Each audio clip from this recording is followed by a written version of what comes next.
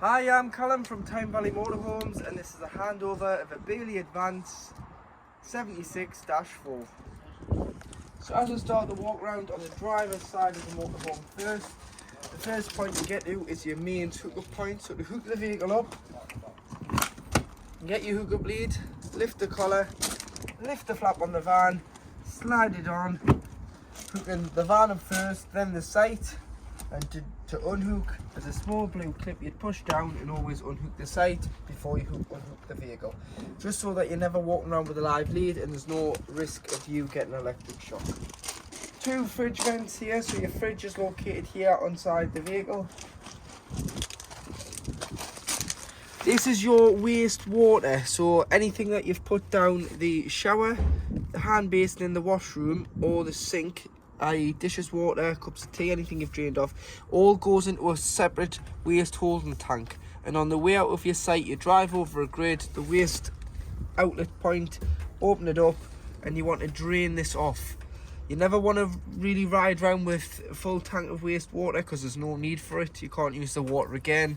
It's going to impact your fuel and your payload, and in the winter you want to make sure that this is fully drained off so that that water does not freeze in the colder temperatures. Coming in the back of the van, this is your header tank. So this is the water that's used to flush your toilet in your header tank. So what you do is, if you've bought the blue and the pink liquid bottles together, get yourself a watering can or a jug that you carry inside the vehicle and mix some pink with some water and pour it into here. Then you'll get a nice fragrant smell and chemical wash through your flush tank. So it'll wash the bowl as well as give a fragrant smell in the washroom. But you've got to make sure your header tank is full for your flush, otherwise you'll get no water through your toilet. And that's where you'd fill that. Below is your cassette. So everything goes into the cassette. You'd lift the orange handle and slide the cassette out of the van.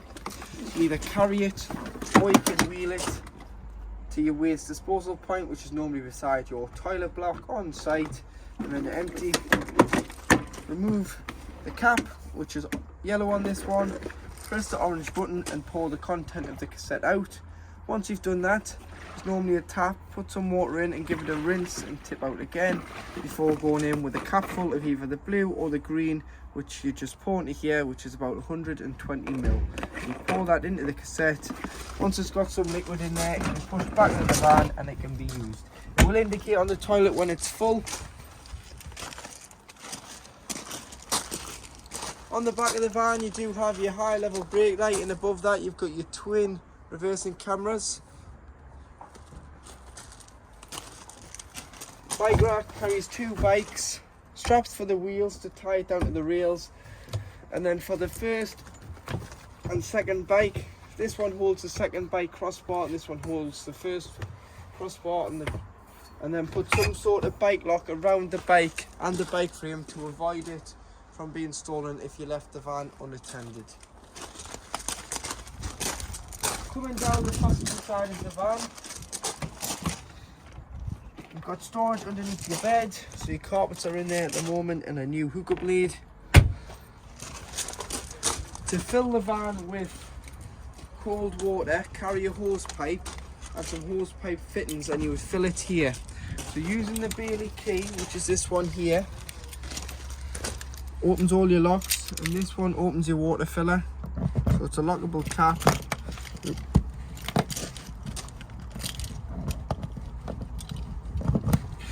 Take the cap out, put the hose in, wait until it overflows or until you look on your control panel and think you've got enough water on board.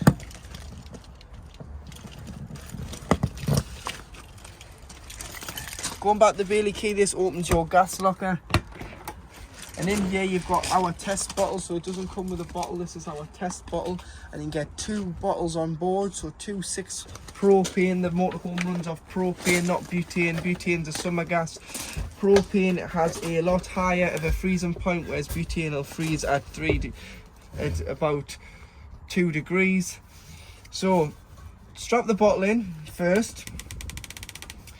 To connect this black pipe to the cylinder, it is hand tightened pigtail. So it's left to tighten, right to loosen. Opposite threads with it being gas. Turn it on at the top of the cylinder. Always make sure the cylinder is turned off before you start travelling, and it's isolated before you are on the road. And then if you ever weren't getting gas through, you do have a crash valve on here. So this little green button, you may have to press that to reset the crash valve, which it tells you there.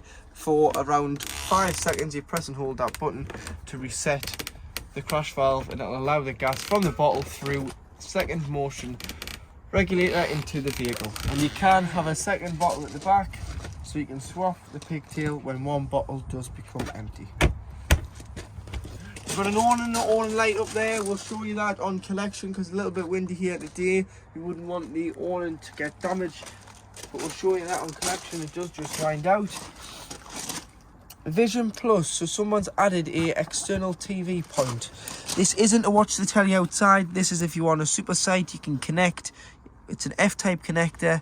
You'll need to connect to there, and you can use the sight aerial if you are in a site that had a hard to reach signal.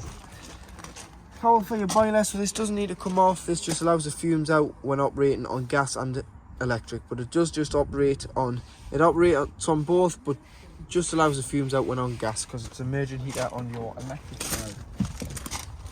Here you do have your diesel filler and AdBlue. Opens with the main ignition key for the diesel, feed the cattle key. 19 litre AdBlue tank. This cleans the catalytic converter out at a certain temperature, and it'll keep your emissions nice and clean. Comes on the dash between the temperature and fuel gauge with a light that looks like an exhaust light. Top it up as soon as it comes on, because you'll only have 1,000 miles once that light comes on before the engine won't start. Or it may go into restriction mode, which is limp mode, halfway through, just to keep the engine safe.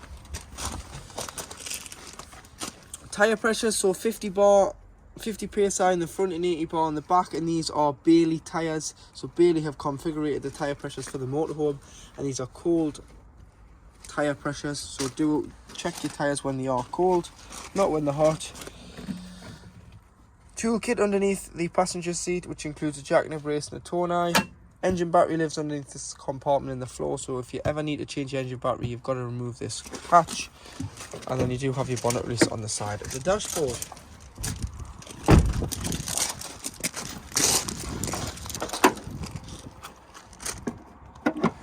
Underneath the bonnet, you've got your various fluids, but the main one you're going to need is your screen wash. Then you've got your power steering fluid, your coolant, and your brake fluid. Oil filler and dipstick. And then if you ever need to give or receive a jump start, because the battery's underneath the cab floor, this is your earthing point. And then if you lift this cover here, just beside the air filter, this is your positive point. So here, just here, put the key in, lift that up, and that is your positive for giving or receiving a jump start. To operate your control panel once on board the vehicle, this means you're hooked up to mains 240 volt. Turn the vehicle on, which is your 12 volt system. So master on, master off. You've got your pump here. So turn your pump on to pressurize the water through your taps, toilet and shower. Make sure you've got enough water on board before you do turn the pump on. Don't turn the pump on if you've got no water on board, because you can damage the pump. Lights, master switch for your lights, and they all are individually switched. And you do have your awning light on the outside of the motorhome. Scrolling through, you can view your freshwater level, wastewater level, internal temperature. Battery select always wants to be leisure, but you can change it through here to the vehicle if you ever need to in an emergency. But I wouldn't advise doing that, just to have your leisure battery working the motorhome. And you do have your leisure battery amps currently coming off the leisure battery and the voltage of your leisure battery. But take the hook about to get a true reading of the voltage of your leisure battery.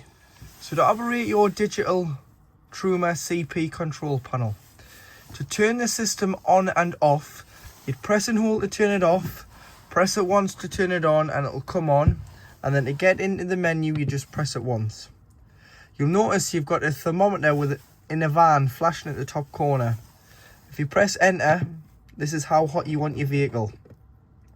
So you've got all the way off in the summer when you don't want the heating, or you've got all the way to 30 degrees in the winter when it's very cold. So once you're happy, so if we say 27 degrees there, that's how hot I want the inside of the motorhome to be, I'd press enter. And that'll save that at 27 degrees. Now you've got a thermometer in some water. This is how hot you want your water. So if you don't have any water on board, you'd have it on off. 40 degrees for showering, 60 degrees for doing your dishes, but it's entirely up to yourself how hot you want your water. Or you've got boost, which will turn off your heating and prioritize your water first. But for this, we'll just say 60 degrees because we want the heating to run along with the water. Next, you've got what source you're heating the water and the vehicle off. So you've got gas, so make sure your gas bottle's on and it's turned on. You've got mix 1, which is 750 watts of electric and gas. You've got mix 2, which is 1850 watts of electric plus gas. So you'd use mix 2 in the winter. If you're away and it was really cold, use a mix 2. Will boost the vehicle up to temperature because you're using both sources together. Then you can turn it over to electric. So you've got electric 750 watts EL1, and you've got EL2, which is 1850 watts of electric. Don't waste your gas if you're on a site, unless you're away and it's really cold and you're using mix 2 for the first 10-15 minutes. Then allow electric to continue to heat the motorhome and maintain the temperature. Because if you're on a site, you've paid your site fees after all, you'll not want to waste your gas. Then you've got your fan in the top right hand corner, so eco or high or boost. This is just a 12 volt assisted fan. So eco will use less 12 volt. High obviously uses more fan speed, so it's going to use a little bit more 12 volt. And boost uses full power on the fan, which is going to use the most out of the 12 volt battery. Sleep with it on eco because it's a lot quieter than sleeping with it on anything else. If you're going to sleep with the heating on in the winter, you've got a timer so you can time the heating to come on and off just the once though. Clock in the middle, and then spanner. You can go all the way down to reset, and to reset the control panel, if you ever get a warning triangle in the middle, reset, preset, click again, and it will restart your control panel. And then to turn off, press and hold, and it'll say off, and it'll completely turn itself off. Now in the kitchen, on the hob you've got 3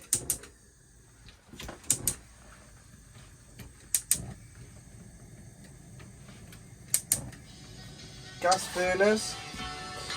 So there's 3 gas burners lit there, and beneath you do have a grill.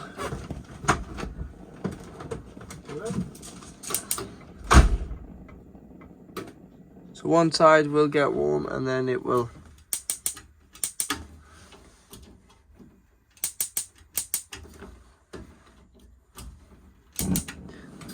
like the other side. Hold the knob in for a little bit longer so the thermocouple gets warm, because as I did, I let go too quick and the hob goes out because the thermocouple isn't warm, so it doesn't allow the gas to continue coming through it. Underneath you do have your oven.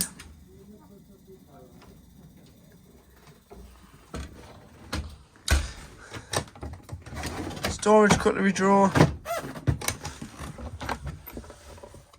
Gas isolation valves, but any problems with gas, turn the bottle off to be safe. Tells you that the gas is open there, and if you turn it the other way like that, it's closed. But you've got your gas isolation valves. These are mainly for when the vehicle is serviced, and you've got your isolation plug for your fridge on electric. Storage on the side.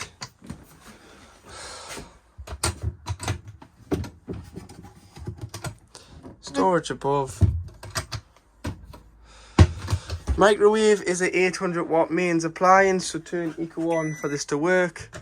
And then above you do have a mains plug for your microwave. So isolation plug up there for the microwave should you ever need to isolate it. Two 240 volt sockets and your light switch there, so you've got to be hooked up to work these two sockets. Otherwise they will not work because you're just running off 12 volt. To operate your Dometic fridge, on this dial here, you've got off at the top. If you want it to work on mains, if you hooked up, you turn it the plug, which you'd use if you were pre-chilling it at home or you were on a site with electric, because you wouldn't want to waste your gas. You've paid for your electric, so use their electric. Now, if you wanted to travel from a site to a site or you'd pre-chilled it at home, turn on the battery, which isn't off your leisure battery, it's off the engine. When the engine's running, it sends a feed and it acts as a giant cool box, the fridge. So you've got to have your fridge and your shopping pre-chilled the day before. So it's all down to temperature, ready to put on a battery, because there's no good putting it on a battery if you've just put the shopping in 10 minutes before, because it isn't going to do anything. Or you've got gas if you were wild camping at the bottom. But with gas, you need to adjust your temperature, push your temperature gauge in and your ignition. And the orange bands start to go in the green there. Let go when it is in the green, and that is lit on gas, which you'd use if you're wild camping. Temperature when pre-chilling, put on full. When you put your shopping in, just turn it down slightly, just in case it does freeze the shopping.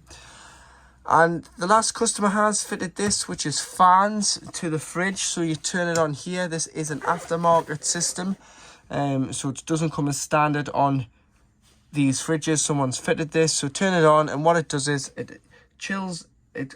The fans at the back, you'll hear them when you go outside the vehicle.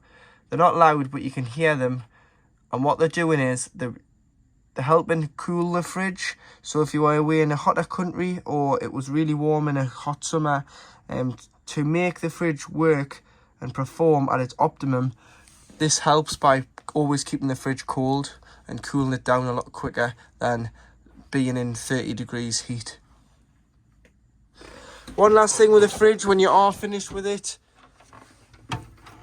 push this, pins come out, means the door isn't closing on itself and the rubber isn't hitting the frame, which means air can circulate in and out, so the air doesn't get trapped and become smelly in the fridge. So underneath the bed, this is your fresh water tank, so it's actually on board, so that's why there wasn't a drain off tap outside. The drain off tap is this blue tap here. So what you do is you just turn it and it'll drain the fresh water out directly out underneath the van. So that's if you are winterizing it and you don't want the water to freeze in the winter, which is a good thing. Winterize them when you're not using them. Or if you've taken on a source of contaminated water, you would drain the water off via there. You'll see in the clear further back, there's a clear cover with a filter in. When you drain it off in the winter, if you just unscrew that and take that and probably put that in your cutlery drawer somewhere where you're not going to forget, so when you do come to reuse it, you just put that back on. That'll stop the plastic from cracking if it's got any water in by removing it, which is always a good thing because it avoids cost and damage to the vehicle. Underneath your double dinette seat, this is your consumer unit. So you've got all your main strips on the top, and then at the bottom, if I just show you, you do have all your 12 volt fuses. So carry some spare blade fuses with you and you'll be able to replenish the fuse should a fuse blow. But this is where you would find if you've tripped your vehicle out or if a 12 volt item's not working, first thing I would always try is a fuse, and then if it's a fuse, carry some spares and you can just replenish it.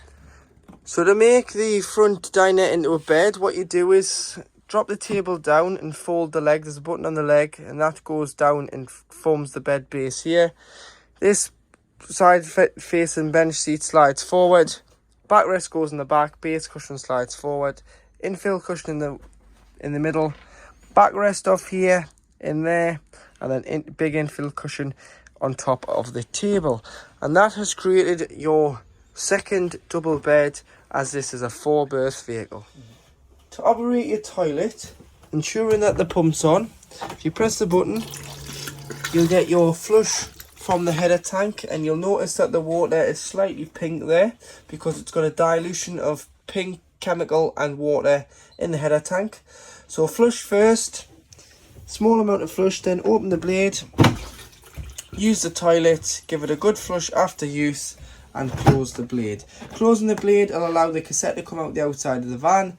If this was to ever be left open, the mechanism is engaged and the cassette won't come out the side. 3 green lights underneath the diagram of the cassette indicates that it is full. And it's time to change it. Toiletry cabinet in there with your light.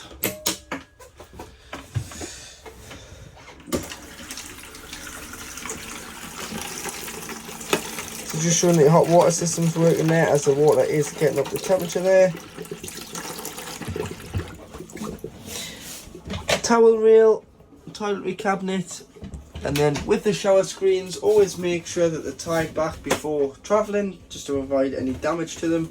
And when you do winterize, unscrew your shower head from your shower hose, because you can see it's got a loop in there. Any water could potentially freeze in there. Lie this hose down in the shower tray and leave all mixer taps throughout the van open so no water can sit in any pipes. And then once you have drained it off, just turn the pump on for 10 to 15 seconds just to blow any water out of the pipes to avoid freezing. To lock your door, just push this catch in, and then as soon as you go for the handle, it will open.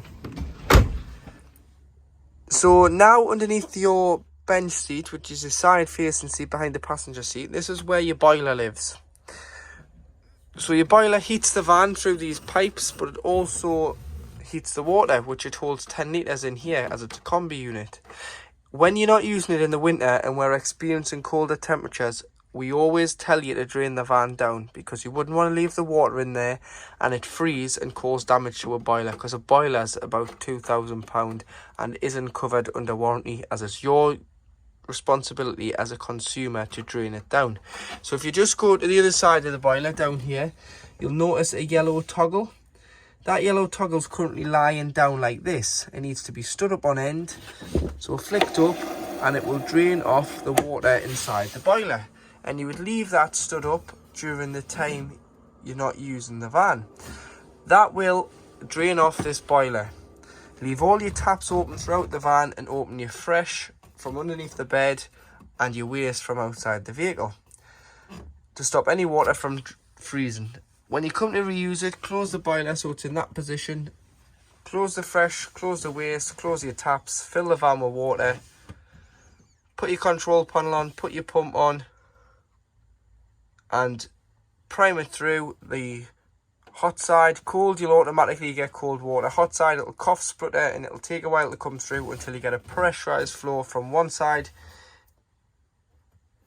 Once you've done one tap, do them all, then your system is primed. It's filling this boiler as it's coughing and spluttering until you get a free flow of water, because it's drawing it from the fresh tank to here, so it takes a little bit of time to reach 10 litres of water in this boiler. But once it is pressurised, you're good for the season, unless you're in the winter and you're using it one weekend out of 2 or every other weekend. Drain it down to stop the water from freezing if we're still experiencing bad cold temperatures. Underneath the step up in the floor from the lounge to the kitchen area, this is the location of your leisure batteries. So your leisure battery lives there should you ever need to change it, or if you're putting it in storage, you might want to remove it and put it on trickle charge in the garage over the winter to avoid it becoming flat and broken.